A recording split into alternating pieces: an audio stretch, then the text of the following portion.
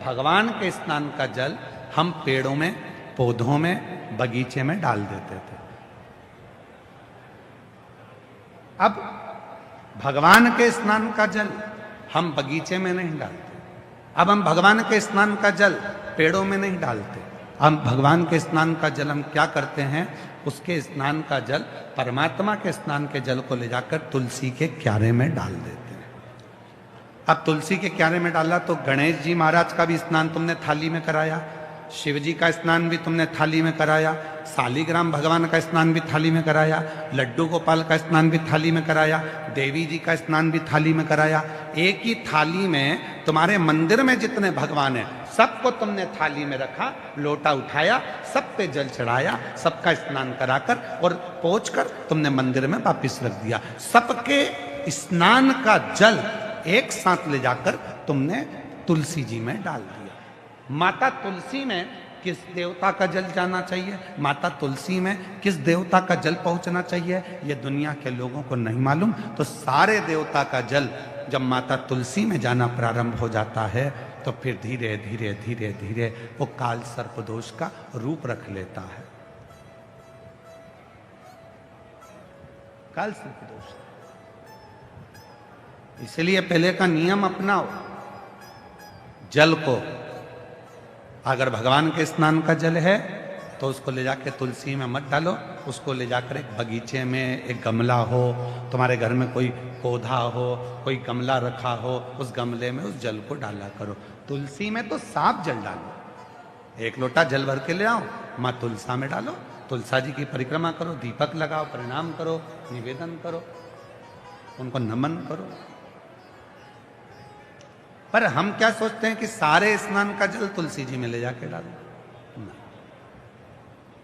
तीन दोष है, वास्तु दोष, पितृदोष, काल सर्प दोष।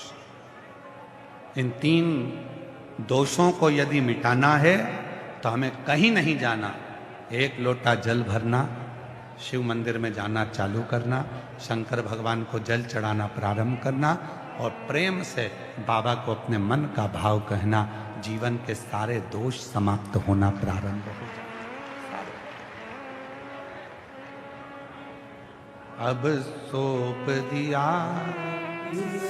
जीवन का, सब जीवन को जीने का एक तरीका सीखिए। विश्वास, भरोसा, दृढ़ता शिव के करीब में लेकर शिव के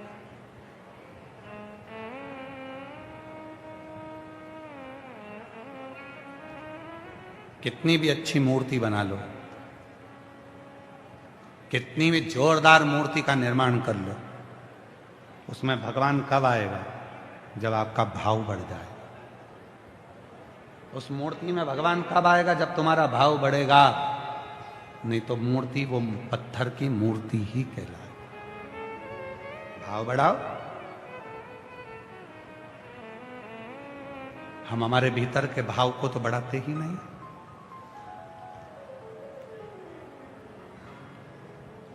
कितना मौसी सास आई तो तुम उसको भाव से प्रणाम कर रही हो, मौसी सास को नमन कर रही हो। मामी सास आई तो उनको भी, खम्मा घनी साहब, उनको भी प्रणाम कर रही, उनको भी नमन कर रही। मामा सा आए तो मामा सा को प्रणाम किया, खम्मा घनी मामा सा, उनको भी नमन कर। भाव, और भाव की दौड़ कितनी प्रबल होती है। आपने जब भाव से मामी सा को प्रणाम किया, आपने भाव से मामा सा को प्रणाम किया, आपने भाव से मौसी सास को प्रणाम किया, तो वो तुमसे इतना प्रेम करती है कि जीजी तेरी बहू बहुत अच्छी है। पर जीजी से तो पूछो कि वो कितनी अच्छी है।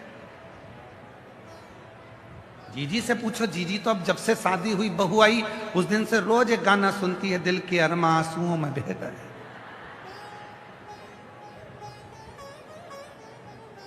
मेरे छोरे को उसके ससुराल वाले ले गए, दिल के अरमा आंसुओं में बह गए। उससे पूछो क्यों।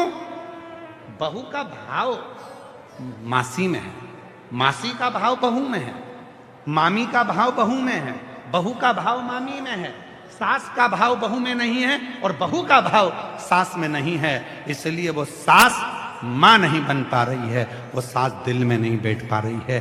पत्थर की मूर्ति पत्थर की ही रहेगी और जिस दिन तुम्हारे दिल में उस पत्थर की मूर्ति के प्रति भाव उत्पन्न हो जाएगा, उसी दिन वो पत्थर की मूर्ति भगवान बन जाएगी, उसी दिन वो श्रेष्ठ होगा। भाव, कितना भाव है। शिव महापुराण के इतने सारे श्रोता कथा को सुनने के लिए लाखों की संख्या में आए। 1 2 3 4 5 पंडाल लगे हैं, पीछे एक बड़ा पंडाल और लगा है, 6 पंडाल लगे। 6 पंडाल में पांव रखने की जगह नहीं है। कोई इनसे पूछे क्यों आए हो तुम लोग कथा सुनने के लिए, तो कहेंगे बाबा सुनता है। कथा सुनना, मिट्टी को प्रणाम करना, आरती कर कर जब यहां से जाना, उस मिट्टी को नमन कर कर अपने दिल की बात कहकर जाना, तो बाबा 3 महीने में झोली खुशियों से भर देता है। भाव है तो भगवान को भी आना पड़ेगा। एक कथा आती है शिव महापुराण की, बड़ी सुंदर कथा है। महाराज, एक ऋषि हुए व्याघ्रपाद।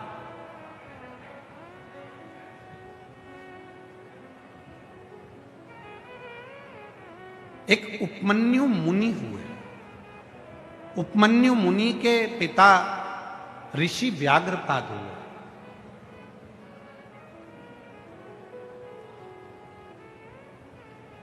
व्याघ्रपाद, जिनके पांव शेर की तरह थे, जिनके पांव बिल्ली की तरह थे, मजबूत, पेड़ पे चढ़ने वाले, डालियों पे चढ़ने वाले, कहीं पर भी चढ़ जाना।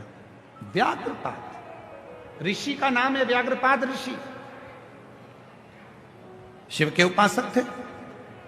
शिव महापुराण की कथा कहती है व्याघ्रपाद ऋषि इतने शंकर के उपासक थे, इतने उपासक थे कि उनकी धर्म पत्नी के गर्भ से एक बालक ने जन्म लिया जिसका नाम उपमन्यु था।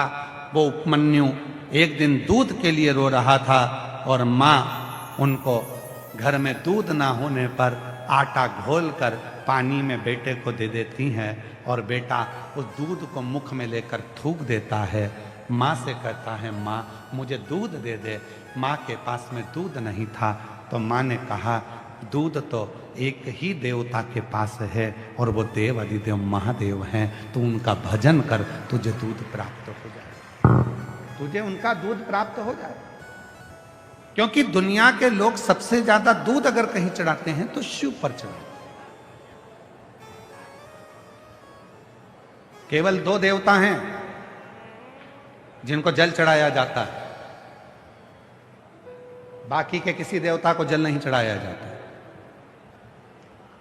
केवल 2 देवता हैं जिनको जल चढ़ाया जाता है। एक है मेरे देव अधिदेव महादेव और दूसरे नंबर पर है सूर्य नारायण भगवान, जिनको रोज जल चढ़ाया जाता है, प्रतिदिन जल चढ़ाया जाता है। 2 देवता हैं जिनको जल चढ़ाया जाता है। शीतला माता को भी जल चढ़ता है, पर सप्तमी अष्टमी को नवरात्रे में माँ दुर्गा भवानी को भी जल चढ़ता है, रोज नहीं, केवल नवरात्रे में।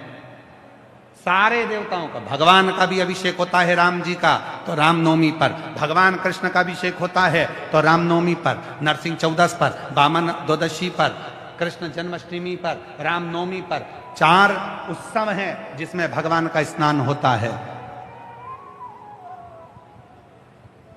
पर बाकी के समय तुम जाना, तुम्हारे मंदिर कहीं तुम्हारे पास में कहीं पर अगर तुम्हारे भीलवाड़ा में कोई राम जी का मंदिर हो और 1 लोटा जल लेकर जाना और पंडित जी से कहना राम जी को चढ़ाऊंगी। पंडित जी कहेंगे पागल हो गई है, बावरी हो गई है, राम जी को कोई जल चढ़ता है? नहीं, मैं तो राम जी को चढ़ाऊंगी। जल चढ़ता है और तुम्हारे पास में भीलवाड़ा में अगर कहीं कृष्ण का मंदिर हो तो वहां भी लोटा भर के जल लेकर जाना। मैं तो चढ़ाऊंगी भगवान कृष्ण को, मेरा प्यार है उनसे, मैं तो चढ़ाऊंगी। जिद कर लेना, वो चढ़ाने नहीं देगा। देवी जी का मंदिर हो, सज धज के माता रानी बैठी दुर्गा भवानी, कहना मैं तो चढ़ाऊंगी जल, नहीं चढ़ाने देंगे। जल केवल दो देव को चढ़ता है, एक मेरा भोलेनाथ, दूसरा मेरा सूर्य नारायण भगवान। क्यों? शिव जल को स्वीकार करते हैं। केवल एक देव, 33 कोटि देवता में भगवान शंकर एक ऐसे देव हैं जिनको जल चढ़ता है और 33 कोटि देवता उस जल को शिव जी से ले लेते हैं। शंकर को चढ़ाया और सारे देवताओं को मिल गया। सारे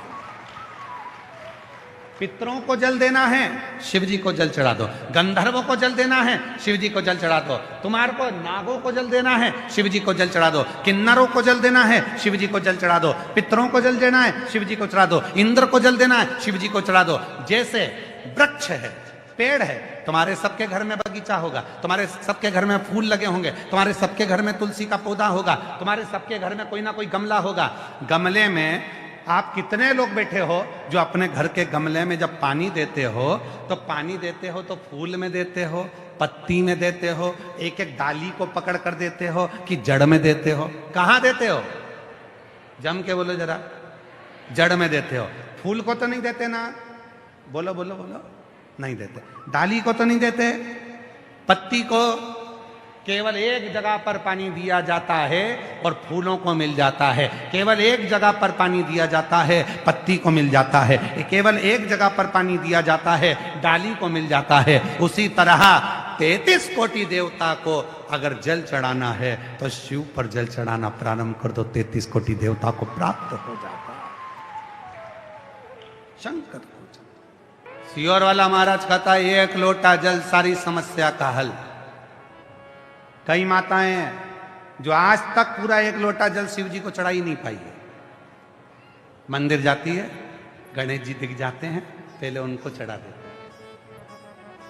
पास में पार्वती जी बैठी मिल जाती है, उनको चढ़ा देती है। उसी में से जल फिर शंकर जी को चढ़ाती है, थोड़ा थोड़ा थोड़ा कार्तिकेय को भी चढ़ा देती है। फिर उसी में से जल शिव जी को चढ़ा देती है। अब सियोर वाला बाबा तो के थक गया। एक लोटा जल सारी समस्या का हल। शंकर जी बोले, रोज कहती है मेरी मुराद पूरी करो, मेरी मुराद पूरी करो। भगवान के एक लोटा जल तो चढ़ा और सबसे कह रही है मैं रोज जाती हूं एक लोटा जल लेकर। सही में? कितना समय हो गया? 3 महीना, 4 महीना, 6 महीना, 8 महीना। अच्छा, एक लोटा जल? हाँ। अरे तुमने चढ़ाया कब? थोड़ा सा लेकर पार्वती जी के पास पहुंच गई, थोड़ा सा लेकर गणेश जी के पास पहुंच गई, थोड़ा सा जल कार्तिकेय के पास पहुंच गए। जब शिव पुराण कह रही है कि शंकर जी का जैसे ये शिवलिंग है, ये शंकर जी का शिवलिंग, ये जलाधारी माँ पार्वती जी का हस्त कमल है। ये सामने बीच में जो मोटी लाइन है वो शंकर जी की छोटी बेटी अशोक सुंदरी है। जो शिवलिंग के ऊपर जलाधारी में से एक एक बूंद पानी नीचे गिरता है, वो शंकर जी की 5 लड़कियां जया, विषहारा, शामलीबारी, दौतली देव है। और शंकर जी की जलाधारी के यहाँ से जो पानी नीचे गिरता है उसके राइट में गणेश जी, लेफ्ट में कार्तिकेय जी हैं। जहाँ से जितनी मोटी जलाधारी होती है उसमें से पानी रिसकर जो नीचे जाता है उसमें 64 योगिनियां हैं। 64 योगिनियों के बाद जो जल बहकर सामने जाता है उसमें 33 कोटि देवता हैं। ब्रह्मा, विष्णु और महेश एक ही शिवलिंग के मध्य में, नीचे और ऊपर विराजमान है। ऐसा पूरा 33 कोटि देवताओं का पूरा चक्र एक शिवलिंग के अंदर है। तो तुम्हें अलग से गणेश जी को जल चढ़ाने की जरूरत क्या? तुम्हें अलग से पार्वती जी को जल चढ़ाने की जरूरत क्या? तुम्हें अलग से कार्तिकेय को जल चढ़ाने की जरूरत क्या? एक लोटा जल शिव को चढ़ाओ, सबको मिल जाएगा। गमले में जड़ में पानी डालो, पत्ती और फूल तक पहुंच जाएगा। पर आज तक लोग समझ नहीं पा रहे। वो कह रहे हैं हमने एक लोटा जल चढ़ाया पर बाबा हमारी सुनता नहीं है। जिसने एक लोटा चढ़ाया बाबा ने उसको एक पत्र है, इसी का पत्र है जो अभी कथा चल रही है, उसी के हिसाब से पत्र देखिए,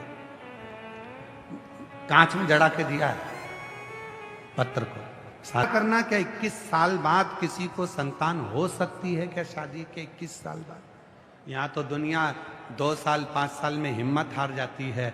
इसने भी हिम्मत हार दी थी, पर इसकी ननन ने कहा तू आसन लगाकर कथा तो सुन।